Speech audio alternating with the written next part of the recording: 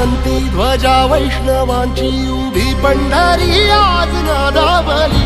तुझे नाव ओठी तुझे रूप ध्यानी जीवाला तुझी आस गा लागली।